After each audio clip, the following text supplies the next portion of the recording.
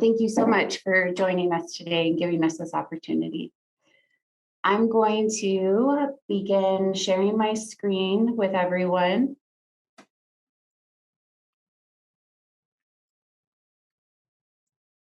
And I'm just going to get right into it. So here I am logged into a demo database for the addiction treatment profile. This should look familiar to everyone. And what we're going to do is briefly go to a test client and open the Med Clinical.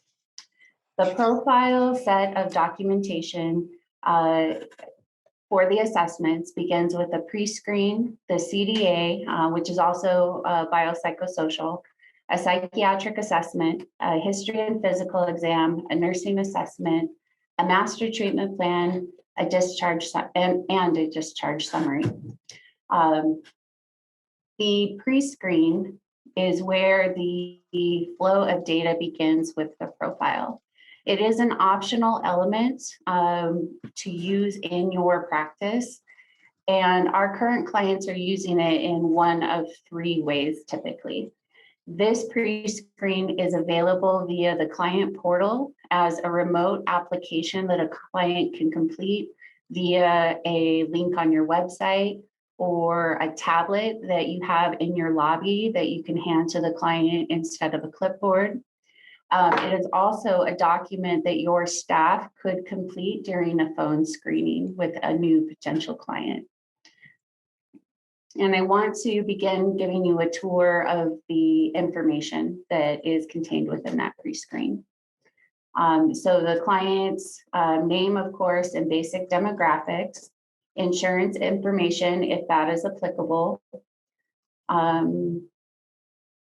the client's presenting condition or the reason they're seeking treatment, medical history, including whether they have a primary care provider and if a physical exam has occurred within the last 12 months.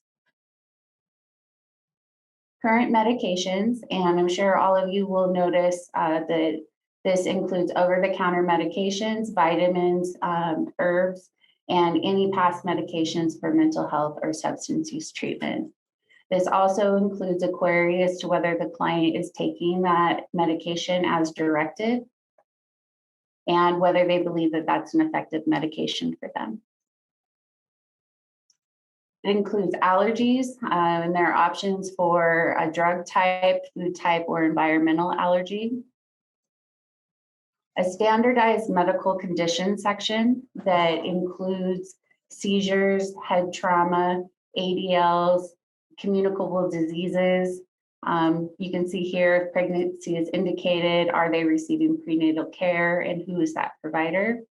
This also includes acute chronic pain with a follow-up pain scale and a place for details regarding that pain. It is collecting medical surgical treatment history, family medical history. It has a brief nutrition screen that is verbatim to the requirements of the Joint Commission. The behavioral health and substance use history section, which is going to begin with the client's drug choices 1 through 3. The major classifications of substances that are recognized within the United States here on the left, including a place to specify the type of substance that's being utilized. You'll notice that the substance table includes nicotine, over-the-counter medications, prescription drugs, and also a place for other.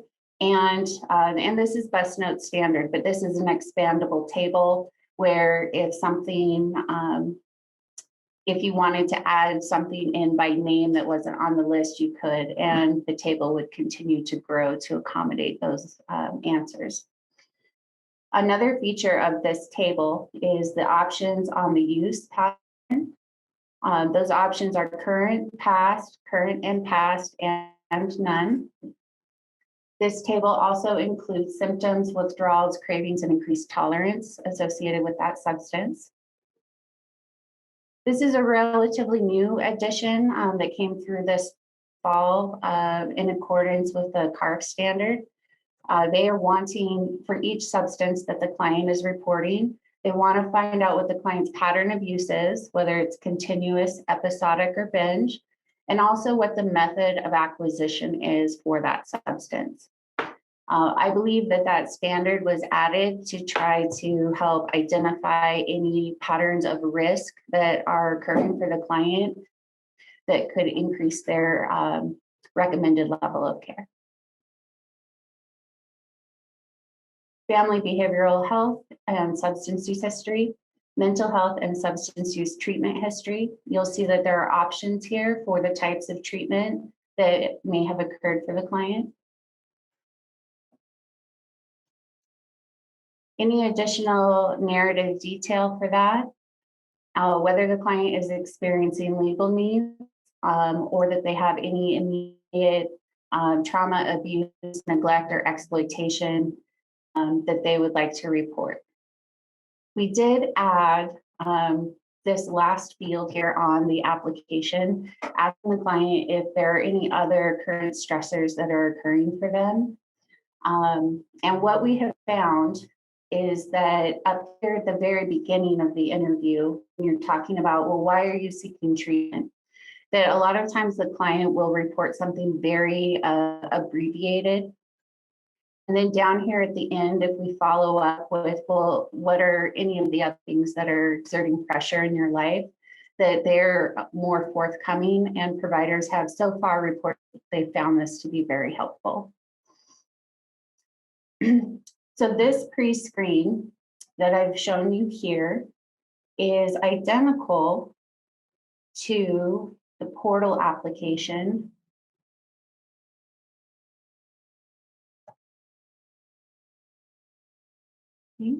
that looks like this. And this is the application that I mentioned earlier that the client could access via a web link on your portal, or that you could have ready to go on a very inexpensive tablet in your lobby. And this is what it would look like for the client. Of course, this would be your own company's logo here. As you can see, it is very short, but there are some really amazing features regarding the portal. It is collecting demographic data about the client or the person who's going to be receiving services. It is also including the referral source, some key points of additional demographics that you see here, but it's also allowing the client to complete, to provide information on up to 4 additional related contacts. And that's what you can see here. And we've streamlined to this, the design of this recently. And there are some really nice features here that can make this quick for the client to fill out. But each one of these related contacts also has a place where they can define that relationship to that contact and then give you further information regarding that relationship. And then here you see the insurance information, and this is where you begin to see that perfect match between this portal application and what I just showed you on the pre-screen. So I'm going to just move over to page 2 and show you that information from the client's view via the portal.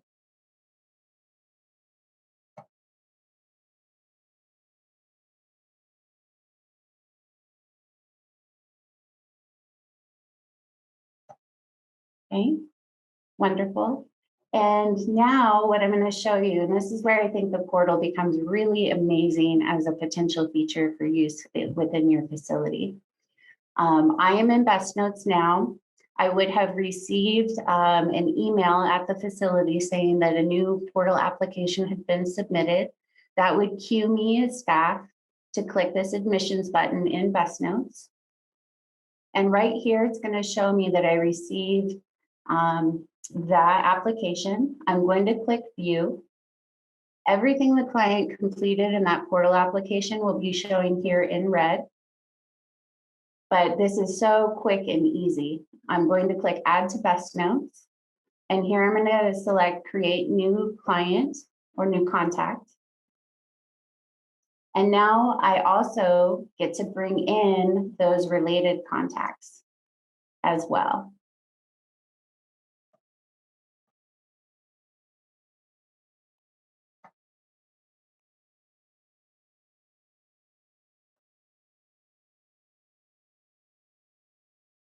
Okay, beautiful. Now I'm going to hit done. And then just to keep my inbox and my application manager clean, at this point, I'm also going to archive and lock that. Wonderful. And then if I ever needed to, I could look and see what I had done historically. Now, up here in the contact search bar in BestNotes, I'm going to type in that client's name right here. And so when I imported that application, the act of importing it created this client file for me. It brought in all of this data, including this data here. It brought in those related contacts and embedded them in the client's related contact tab here. And as you can see, it also brought in those special designations.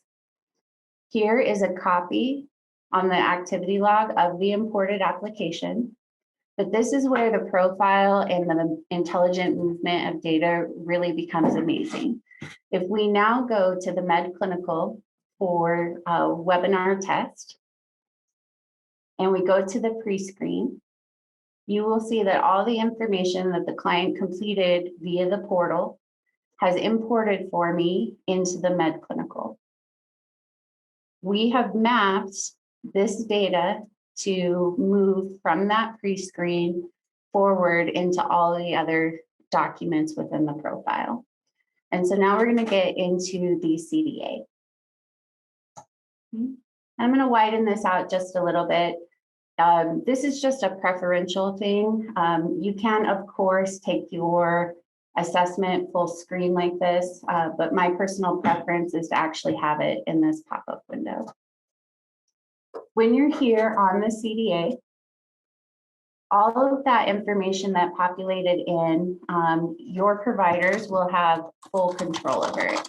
Here they'll be able to amend it as the client is more forthcoming during that face-to-face encounter with the provider.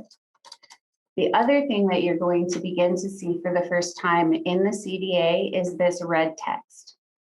This red text is provider-facing prompts that are going to help your staff understand what the expectations and the requirements are regarding the content that they are documenting within the client's record.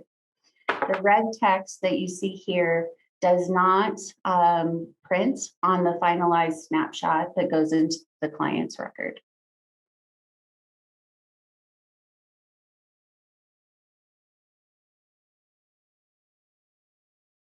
Okay, and then you're also going to begin to see additional content beyond the client self-reported data that was collected during the pre-screen.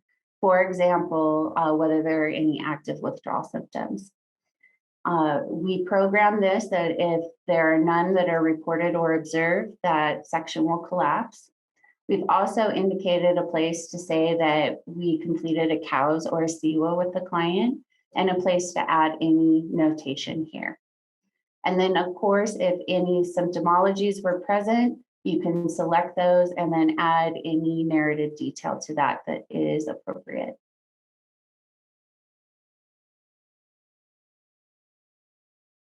Okay, and then you're going to see an expansion of the substance use history section where we're querying about the client's relapse history, longest period of sobriety. And of course, this is BestNotes normal, but we have programmed elements within this to have dependency values. So for example, if the client says, yes, I have a history with IV drug use, there's a follow-up question, have you ever shared needles? And then a place to provide details about that. Now here within your medical history section, any medications that we'll display here actually need to be added into the medications tab. So your pre-screen, the client self-reported medications that they were taking right here, Med1, Reason, etc. But our system wants medications to be ratified by the facility, and that's a way for you to ensure that there wasn't an error in what the client self-reported, but also because you might make a decision or recommend that the client switches a medication. Okay, I'm doing Xanax. I'm going to say that this is for anxiety. We're going to say the prescriber was Dr. Pepper, who is a third-party doctor not at my facility. These are optional notes. I'm going to give the client a very low dose because I don't actually know what the right dosage for that medication would be. I'm going to say it is daily and that the prescription began for the client, let's say on January 4th. And I'm going to save that information. Now, you can have your intake staff actually gather that information from the pre-screen, validate it maybe for typos or dosage errors, and then have them enter in the medications and the client reported allergies before your provider has the CDA with the client, but that does vary from facility to facility. And then once that is recorded in the system, when you get to the medical history section within the CDA, I'm going to try to scroll down not too fast, you'll see that that information will then auto-populate in here.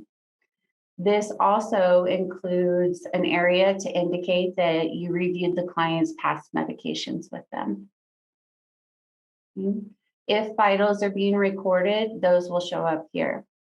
Now, before COVID, the majority of the providers that we work with would not record vitals during the CDA, but I'm finding more and more facilities at a minimum will do a temperature check right when the client comes in, and I just clicked vitals right here, and I'm just going to record that temperature.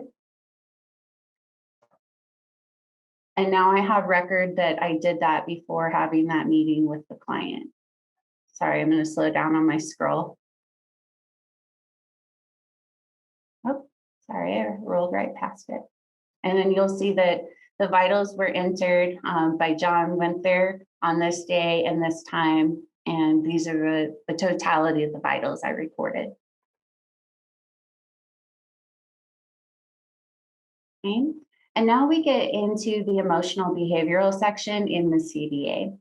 And the first thing I would like to show you is that we designed this so that if there are any of these main categories of symptomology that are not being reported by the client or not being discussed, anxiety, for example, that if this box is unselected, what we'll save on the finalized document will be anxiety and none reported. But each one of these, if it is indicated and discussed with the client, you'll see, again, those provider-facing prompts here.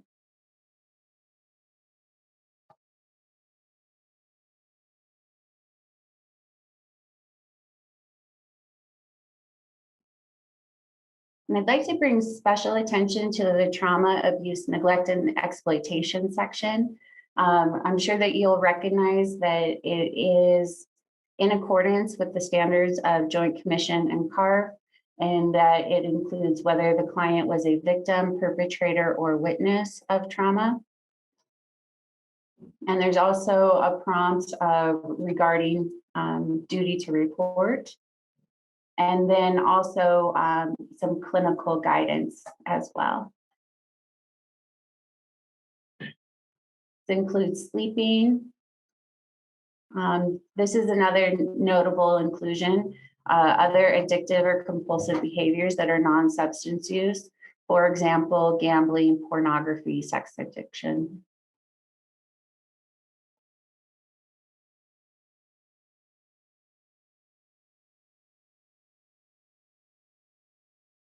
Okay, and then of course we could not include all of the possible symptomology that a client could be experiencing. So the end of this section, other emotional, cognitive, behavioral, or mental health conditions is a very important inclusion.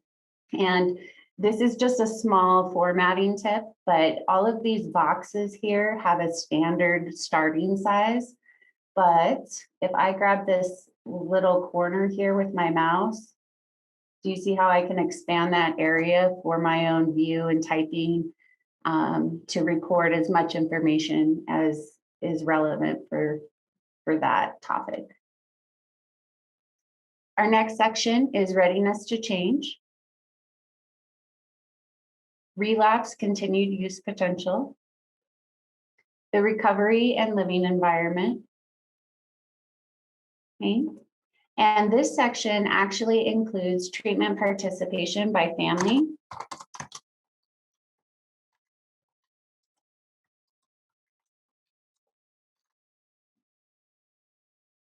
Please don't judge my bad spelling. We have programmed this area, if it is recorded in here, to populate forward to your master treatment plan.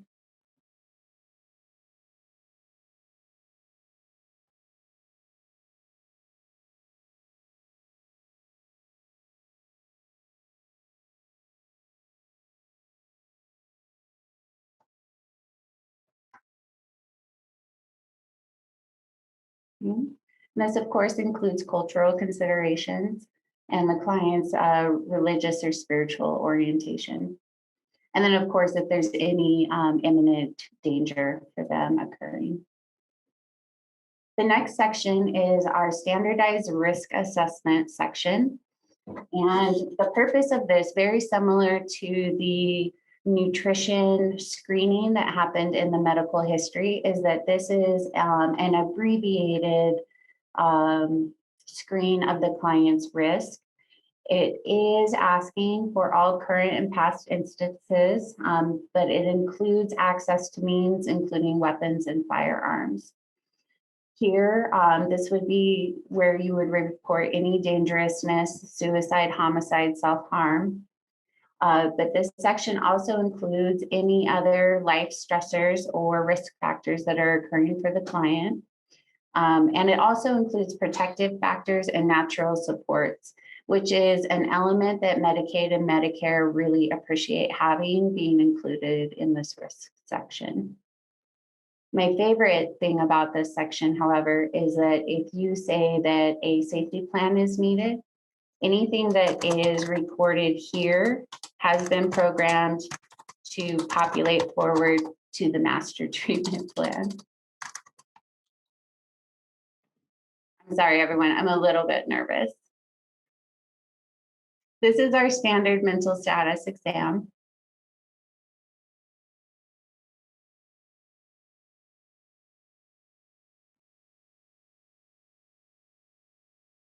Okay, and then our next section is the SNAP. This has also been programmed to populate forward to the master treatment plan. And then this is a new section. It is our supplemental assessments, tools, and records section.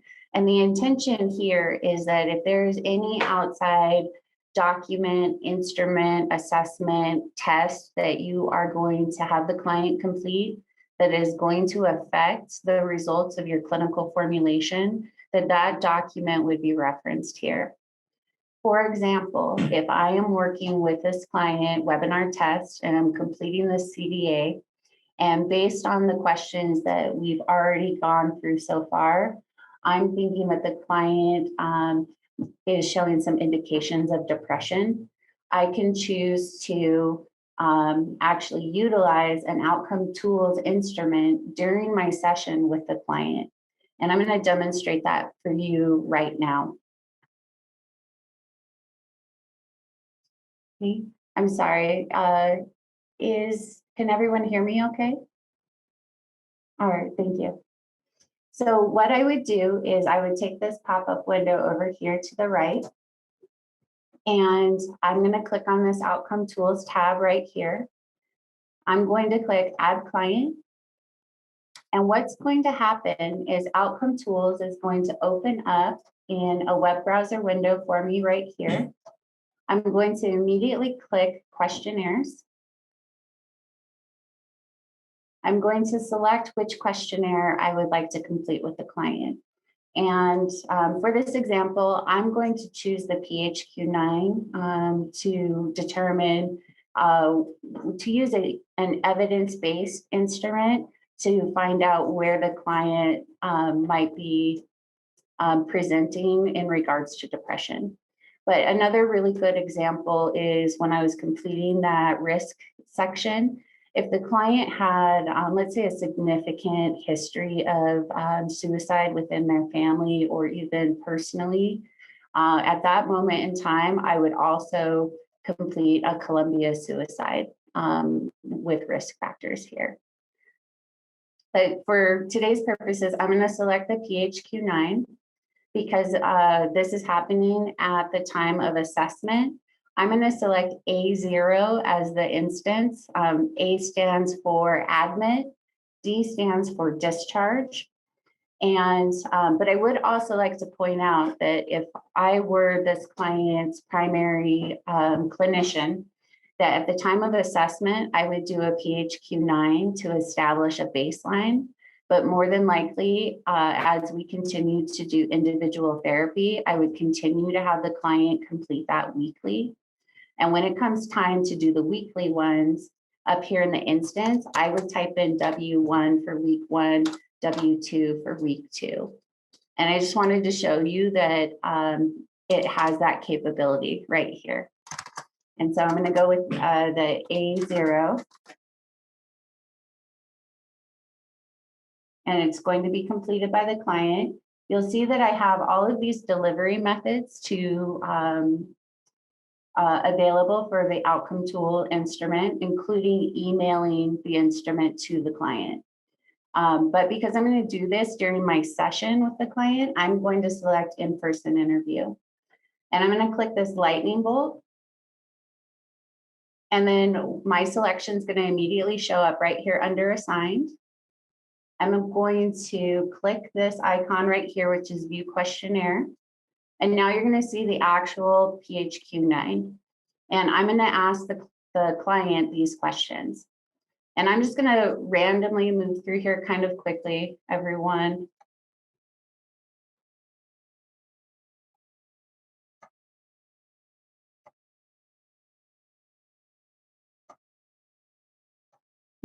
And then I'm going to click on submit. Okay, and then that instrument's going to show up under completed. It's going to show me the score as long as it's a scored instrument. Not all instruments have a scoring mechanism with them. I can view that completed questionnaire right here while I'm in outcome tools. And one of the nice things about the PHQ-9 and also the GAD-7 is they actually, once they're scored, provide this consideration up here at the top. And they do like that feature on those instruments. But where I think it becomes really amazing is, let's go back to BestNotes now. If I hit refresh here, I'm going to end up with this sidebar that's going to show me which instrument and the day that the client completed it, and also their score. So very easily at a glance, I'm going to be able to see how the client's scores are changing over time. Additionally, that completed instrument is now in the client's activity log and available to me for viewing or printing at any point in time, which becomes, I think, very relevant. Actually, I will pull up my MedClinical now and back to the supplemental assessments, tools, and records where this began. So here's the provider. I would type in the PHQ-9. I would say that that happened. Oh, sorry, I did something strange with my keyboard, everyone. Okay, and then I can see right here the results, and their score was 20. And that's actually, I believe that's severe, but let me double check. Yes, severe.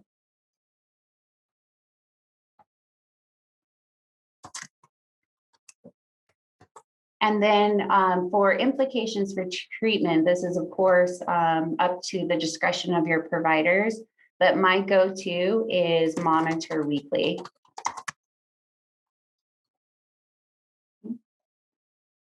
And then the next section is client education.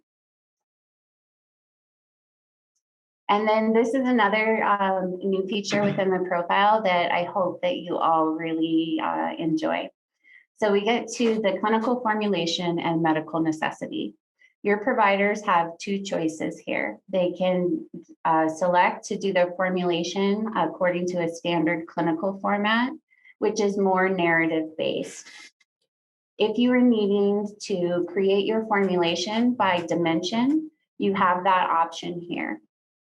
And for each dimension, there's a place to indicate severity level and then put forth basically a brief summary of the client's status within that dimension. And then at the end of that, it includes a place to indicate the recommended level of care. So let's pick intensive outpatient for the client. We have two options over here, eligible to transition into care or referral needed. So if you've done the CDA and the client really is more appropriate for a higher level of care than your facility provides, this would be a great place to indicate referral needed and actually send a copy of this snapshot to that new facility once the release of information was completed, of course.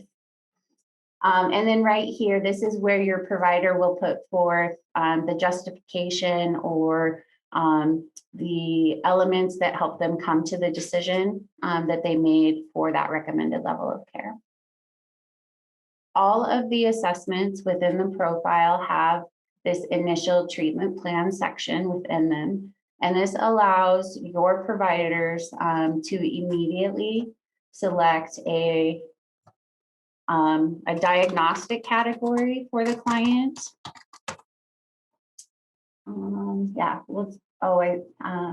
That's fine. And then there's a place where your providers can actually free type additional criteria. But then down here, these gray buttons, as I'm sure you all know, this is the requirements.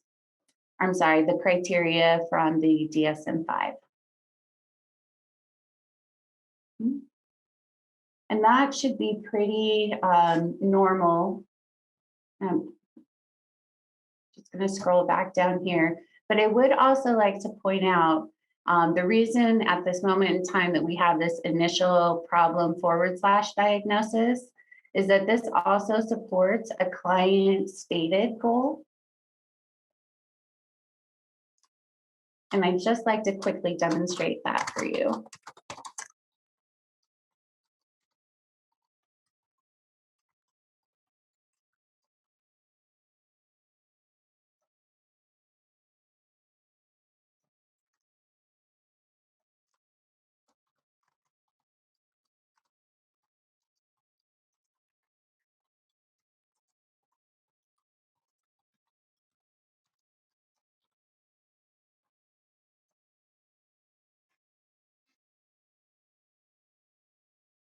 Okay. And I'm going to just move back to that area quickly where we were. And then once those selections are made here, it's going to display for you down in this initial treatment plan section. Any initial goals that are added here has been programmed to auto-populate to the master treatment plan. There's a place to also include recommended services. If drug testing is recommended, their rationale is required, and that is in accordance with the standards of CARD. And there's also a place to record any referrals that you feel are needed or that you provided during that session with the client. And that is the CDA. And I am going to do this. And now I'm Normally, I would add myself as the provider here as a required signer and then publish this snapshot. Okay, wonderful. I'm just going to touch on these other assessments very lightly, the psychiatric, the nursing, and the history and physical. The psychiatric is essentially exactly the same as the CDA with two notable exceptions. It includes a psychiatric review of systems section and a medical review of systems section.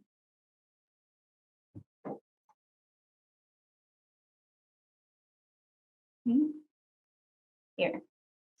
And then the nursing assessment is very much like the CDA and the psychiatric, except for it does not include the psychiatric review of systems or the emotional behavioral that you found in the CDA. But of course, it does feature the same medical review of systems. And then I would like to move on now to the master treatment plan and just follow this model for today's presentation of following a client's continuum of care. So here within the master treatment plan, let's say this is going to be the initial master treatment plan for the client being in IOP. I'm going to record that. And I did forget one optional feature that I think is worth mentioning. So the episode tab within BestNotes is an optional feature. It is a really great way to track multiple programs or multiple levels of care that your facility might be providing. And if you choose to utilize that feature in BestNotes, we program that information to auto-populate in the master treatment plan, the discharge summary, and the progress notes. And I'll show you that in just a moment. So here, I had to say that I admitted the client, and now I can record a program or a level of care for that client. And I'm going to say that we brought them in to our IOP program at our location A building, and that I am going to be their primary therapist. And I'm going to hit save program data. Now, when I come to the master treatment plan, because I've elected to utilize this episode tracking, that you'll see right here, that information has auto-populated for me. And that can be really, really useful, I think. And the profile team does heavily recommend that you consider utilizing that feature if you're not already at your facility. As I mentioned earlier, the client's presenting condition has populated. The self-reported stressors or areas of difficulties, the client's SNAP, treatment participation by family, the initial goals, any safety plan data, the client's medications, and then here in this part's BestNotes normal, but once you pull in any preliminary diagnoses to the client's chart, it will take you through the wizard to add long-term goals, objectives,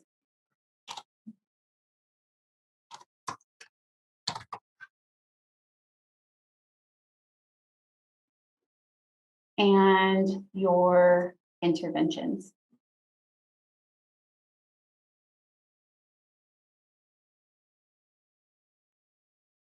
Okay, now this part should be very familiar to everyone now because this is BestNotes standard.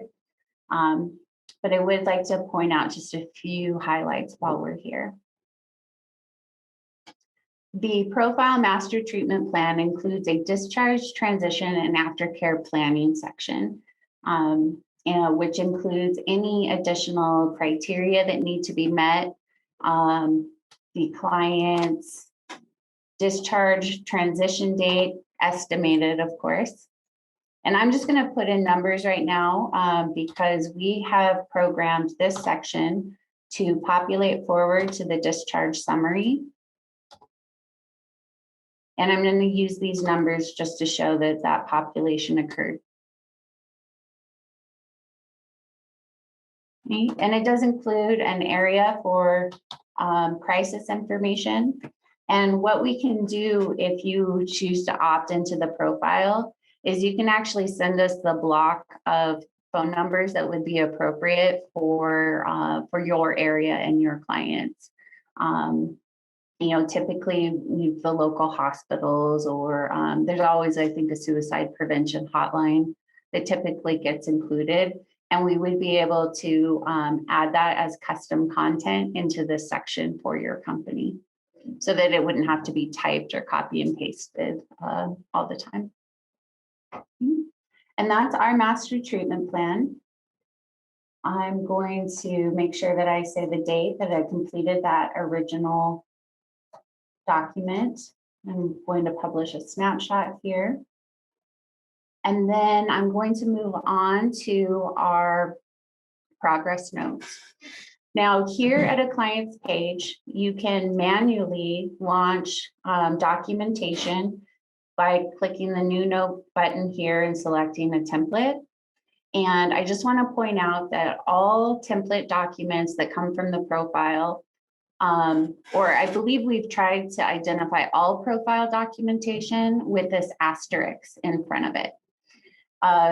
Included with the profile comes this set of template documents, which includes nursing progress note, case management, a CBRS progress note, the clinical peer support and recovery coaching, psychiatric progress note.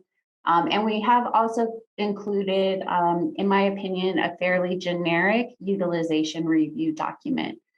It is likely that if you need to complete those, that this document will suit your needs, but it's also possible that we would want to customize or tailor one for your facility. But there is a starting one that comes with the profile. Now, as I began to say, you can manually launch any of these notes right here on the client's page by clicking this, and then the note will open up.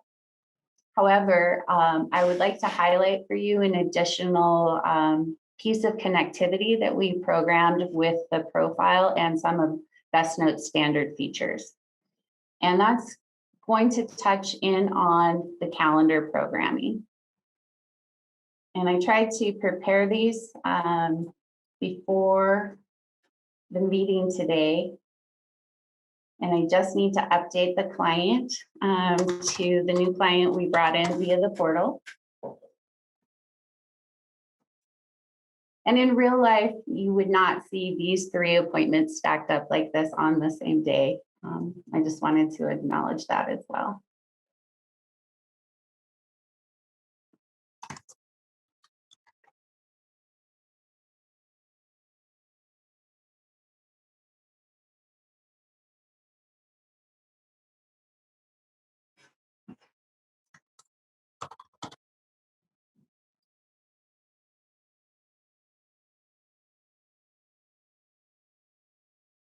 Okay, excellent.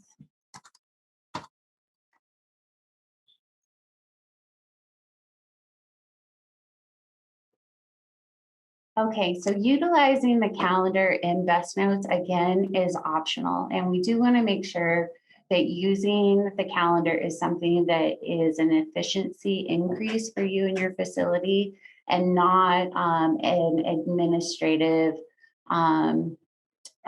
burden, if you will. So that's one of the things that we can work with you and kind of discuss the pros and cons. There are BestNotes' calendar programming is actually very sophisticated, and I would like to show you some of those features. So utilizing that, we have pre-programmed different appointment types within BestNotes, and it allows us to specify what document we would like to be completed during that session or encounter.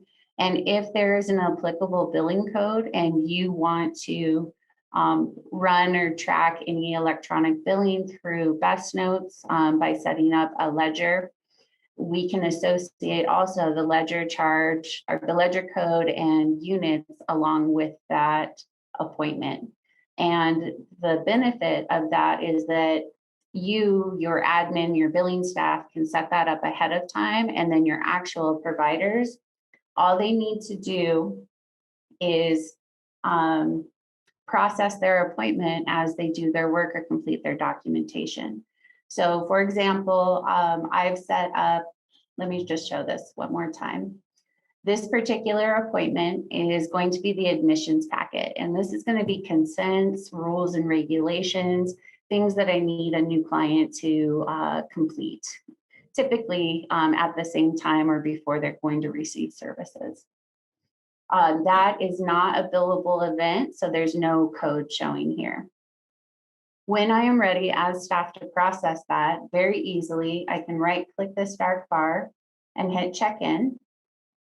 It's going to launch that document for me. It's going to automatically add me as the signer. And if there is a day and time of service that needs to be recorded within the document, that will auto-populate.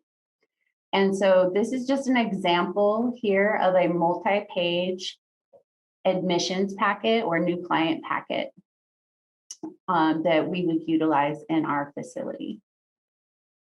We do our best to design or program these admissions packets so that all staff needs to do is open it up, add the client as a required signer, and then hit save, sign, and lock. If we're not able to do that and the admissions packet does require staff input, we will typically add a pre-programmed multiple choice button right here so that they can open this up, hit their buttons in the order that need to be completed, add the client as a signer, and then hit save, sign, and lock. Okay. That document is now completed, but here you'll notice I have this new play symbol on my appointment. And that's a visual representation to myself that I have not completely finalized that document. Once I I'm going to right-click this appointment again and check it out. Checking out an appointment is going to do two things. It's going to change this symbol so that I have visual identification for myself and also my clinical director that my documentation is complete. But it's also at that moment, if you're using our any of our billing features, that ledger data is going to be recorded for the client. And I'll visually show you that again in just a moment. So now, and I just wanted to show that our calendar appointment types will also launch med clinical documents now. And so I just wanted to show you that. Right here, it opened up the CDA for me. And I'm going to close that out because we already did it, and then check it out. And then here, this is what I really wanted to show you next was the clinical progress note. And the beautiful thing is this appointment, I've set it for today at 4 o'clock. And I'm going to process this appointment as the provider when I am ready to complete the documentation for that session. So depending on my style as a provider, that might be something that I would complete during my session, maybe 15 minutes immediately after my session happened, or what I found to be more common in the industry, maybe the next morning. But the good news is if you process from the appointment, like so, it's going to launch that note for me. It's going to auto-populate the correct day of service. It auto-populated my name and credentials. And then we're going to actually begin flowing through the profile standard clinical progress note. The first section is the session details. And here I'm going to record the stop time for my appointment. I'm going to say that this was an individual therapy section. Now, because I'm using the calendar appointment and I know my facility has actually pre-programmed in billing, I don't need to type anything into this section right here. And I'm going to say that this was actually a telehealth section. And just, I want to plant a tiny little seed. BestNotes has a new built-in telehealth feature that can be launched through the calendar that is very, very wonderful and easy to use.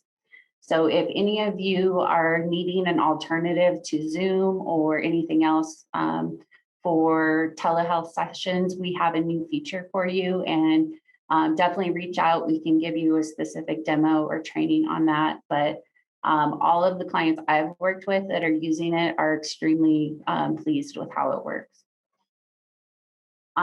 Okay, sorry, so back on track. So this is a telehealth session, and it was just the client and myself.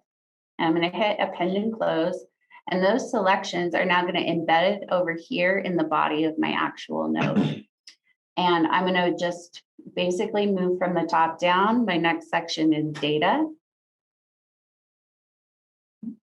And then you'll see here that these buttons, the goal, problem, and objectives, those are coming specifically from the client's master treatment plan. So you as the provider can select these. You can also additionally, if it's applicable, you can free type into these areas. It's a, you can make these pre-programmed selections, or you can free type, or you can do both. So let's say that for this session, that the client and I were working on a major depressive disorder, but they also came in the door and told me that they had a fight with their roommate. And they really wanted to talk about that. And that's what we actually addressed in the session.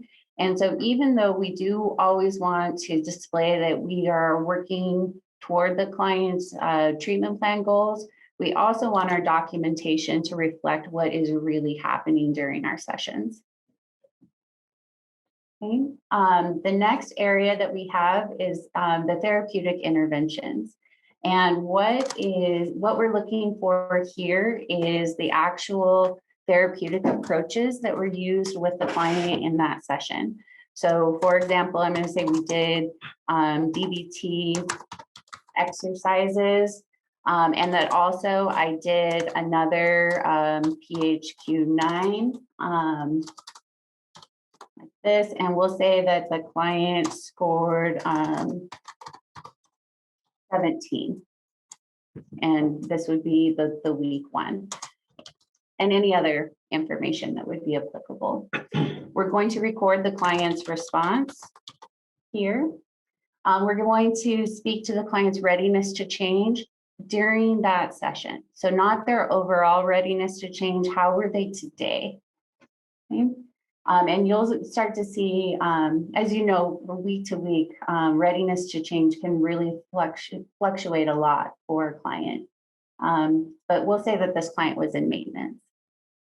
Functioning, and just to clarify up here, we're looking for the client's strengths and challenges that were in play during that actual encounter or session with the client.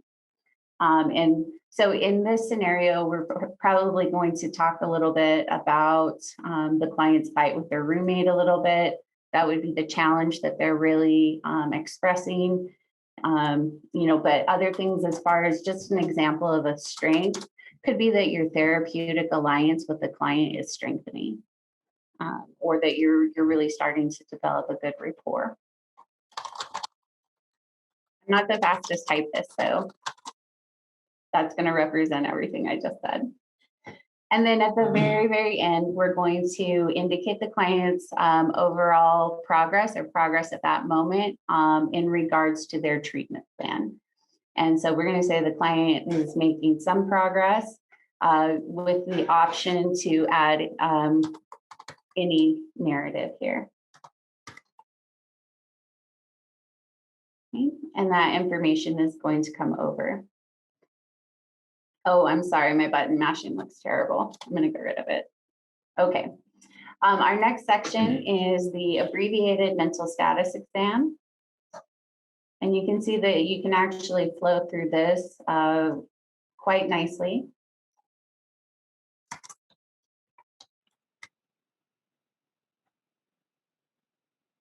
It includes, again, a risk section. And what we're looking at is, at a minimum, that they're, that there's no suicide, homicide, or self-harm.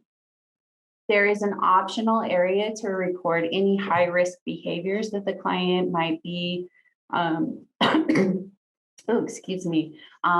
reporting to you. So just for example, if the client told you that over the weekend they started shoplifting, that definitely represents a risky behavior that you would want to record.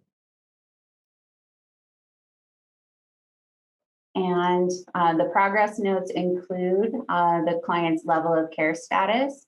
And as I mentioned earlier, you just pop back over to a client page for you briefly. I hope that didn't make everybody dizzy. Okay. That if you utilize the episode information, we program that to auto-populate here.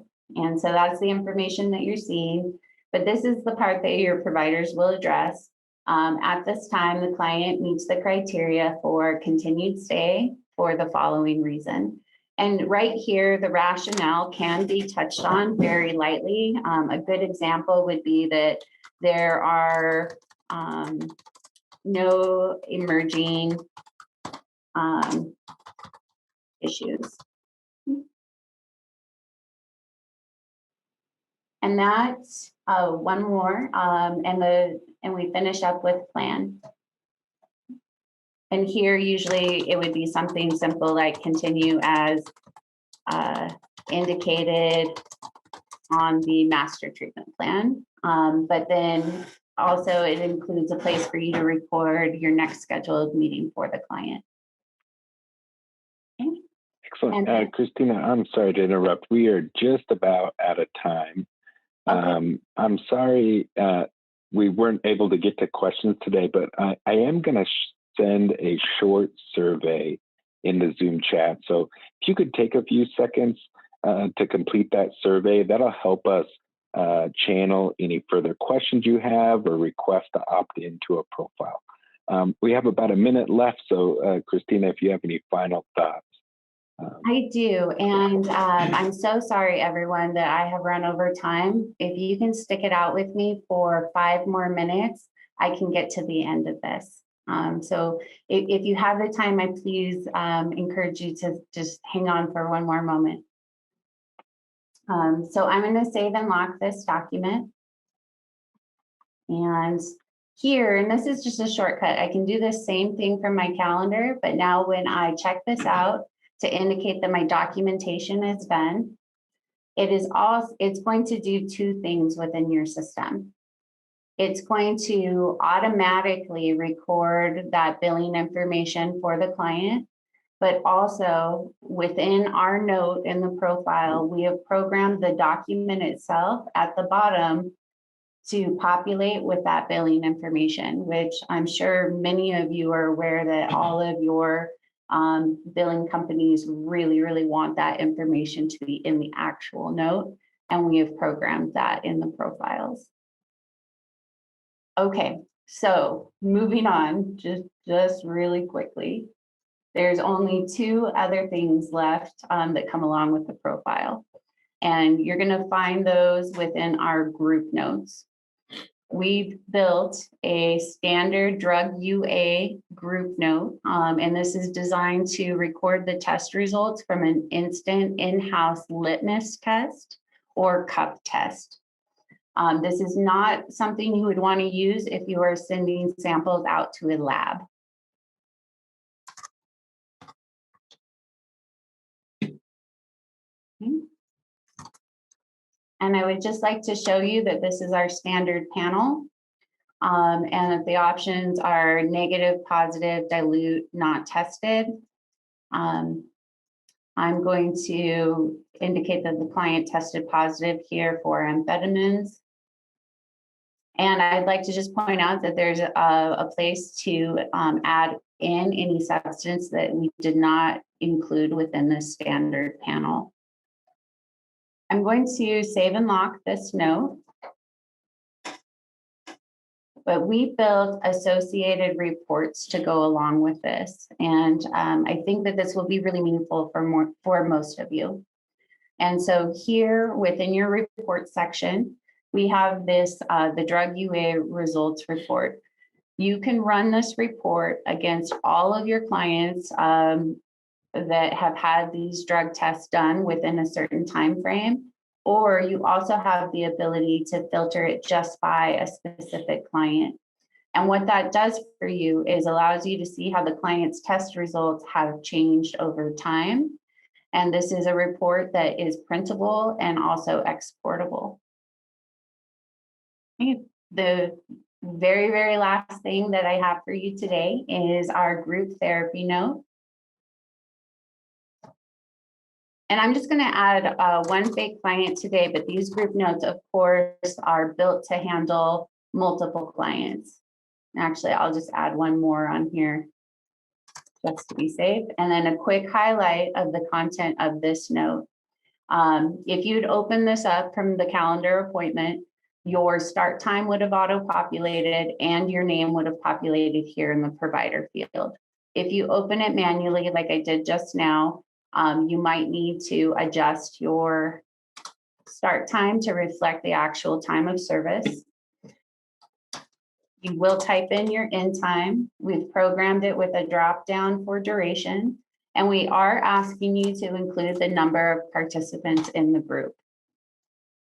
Here, if you email us a list of the groups that your facility hosts and a brief, we're hoping 1 to 2 sentence intervention description for that group, we'll pre-program that as a drop down for you right here within this note, so that your providers would be able to select that. And then here they could specify, maybe a specific technique that they did within that group. Again, there's a place to record the next scheduled appointment. And then everything that happens below this line is what is unique and private to each client within that group. The highlight within this note is that it includes attendance. The options are present, absent, or late, and a place to be able to type in arrival time. It includes an abbreviated mental status. And I'd just like to point out that this can be a multiple choice, and that we did include other in case you had a piece of vocabulary that we did not think to include within this list. And our hope is that will just make this a very flexible note for your providers. This note is auto-populating the client's diagnosis and their identified problems and objectives from their treatment plan. Why is that important or helpful to your providers? Because the areas that they actually need to chart on within the group note are these 3 areas: focused on, response, and plan. And this allows your providers to actually click in here, select this, paste it here, and then really focus on their narrative on the client's response and their plan section. And then here, I'm going to hit save and lock on this note. And then say that we also built an associated report with that document to go along with the group note. And just like the drug testing report, you can run this for all clients, group activities within a date range, or you can drill down on one specific client. And you can see that at a glance, you'll be able to see the client's attendance and also the key things that were recorded for the client in those notes. And that concludes the profile content.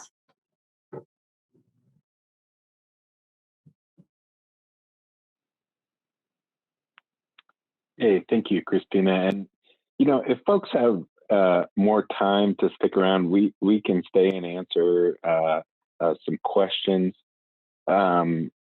Just a few questions that have come in, Christina. One is, if we need to change things or add things to the profile due to a state requirement. Is that possible? Oh, yes. And that is a very, very important question. I'm so glad that somebody asked that.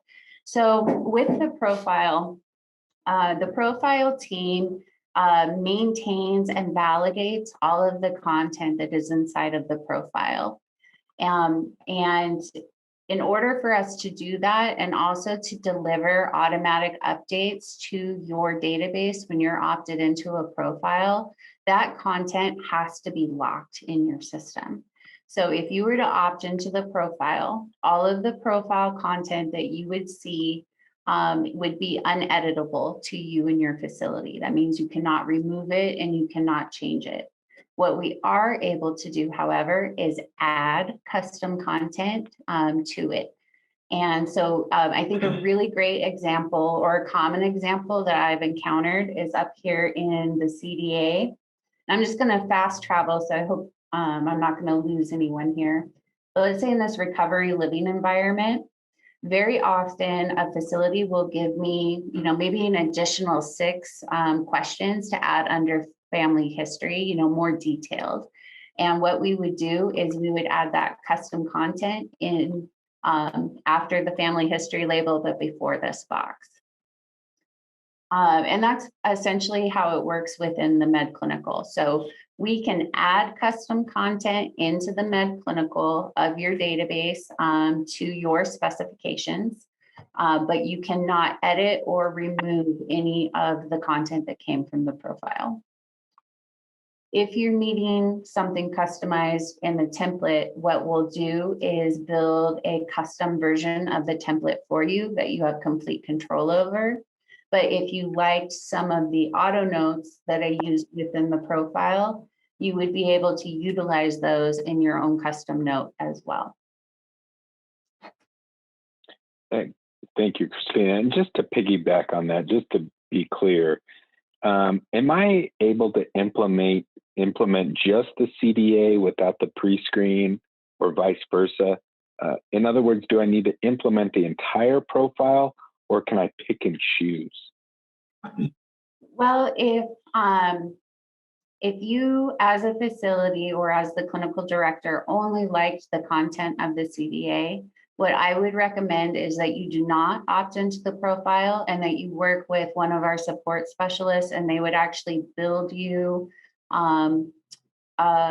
they could rebuild the profile CDA into your document as is and have it match what I have in the profile. But the profile, all of these data points have been programmed to flow through your continuum of care. And so it would not work well within your database. You wouldn't have any of that. It would not play nice with non-profile assessments. Excellent. Excellent. One last question. Could you talk about the template that's titled ASAM LOC? And would this template be appropriate to move a client from one level of care to the next? Or would you recommend another document in the profile for that process? So the ASAM LOC document, and I actually have it inactivated. So anyone on the line who's already familiar with this document, this is a sneak peek. This is something we're going to release. I believe we're scheduled to do this next week in an update for people that are opted into the profile. And that's why I had it inactive in here. So let me activate it and then show you some of the really cool things we just did to that document. So first and foremost, to answer your question, John, this document is a digital version of the ASAM level of care crosswalks that are found within the 2013 ASAM edition. And we just revamped this document, and we have, oh, I'm sorry, this is my old version. Can you bear with me for one moment? Sorry, actually, in the spirit of time, I think I'll just speak to the document now. Essentially, what it is it's showing the information that is available within those crosswalks.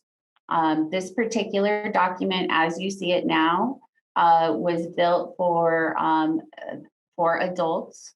Our new version of this note that we're releasing next week, we've actually, we have 2 buttons on here now. We've included the crosswalk for adolescents. So that was the big reveal. But here you would indicate basically what the client's situation is per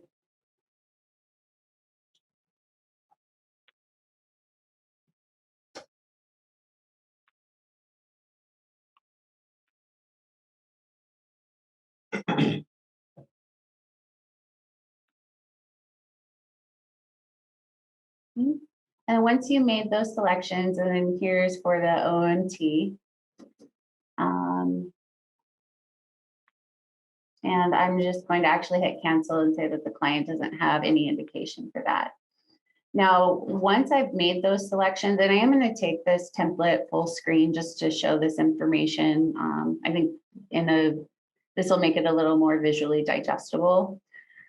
You'll be able to very quickly see the bullet points of what I selected. And so right here for level 1 outpatient, they need to meet all dimensions of this label. But if I had done this in real life with the client only indicated at dimension 3. So level 1 outpatient is not their recommended level of care. And that's essentially how this document was designed to function. Okay, and as you can see here, the bullet points that I have don't meet partial hospitalization either. And I wasn't terribly thoughtful when I was clicking those buttons, John, so I probably don't actually have any recommended level of care according to the guidelines. But hopefully this demonstrates how the note is intended to work. The next section, so the provider would click on this, indicate, the matches for the client's actual situation. And then once they've hit append and close, they'll review that information here. And then they're going to click the level of care status button. And it's going to show this information if that's already been recorded. If not, what you'll have is this label, current level of care. And if we're talking about admission, you probably wouldn't have that. It would look like that. And you would say admission, and then for the following reasons, you've already selected everything here, but you would probably talk about whatever level of care and just an additional kind of provider perspective on why you think that that is appropriate for them. And that is that document. So all the companies that are already opted into the profile are going to see next week an updated version of that automatically deployed to their databases. And we're really excited about it. I do apologize that I did not have the new version to show you today, because it is a vast improvement even over what I just showed you, and includes the adolescent crosswalk. Excellent. Excellent. Well, that looks like all the time we have today. Thank you, Christina. Thank you to all the BestNotes customers out there who took the time to review the profile. If you got a chance, please complete that survey in the chat. If you have any additional questions or comments, please email team, like basketball team, at bestnotes.com, or you can reach us at 866-543-6646. Thanks again for your time. Have a great afternoon.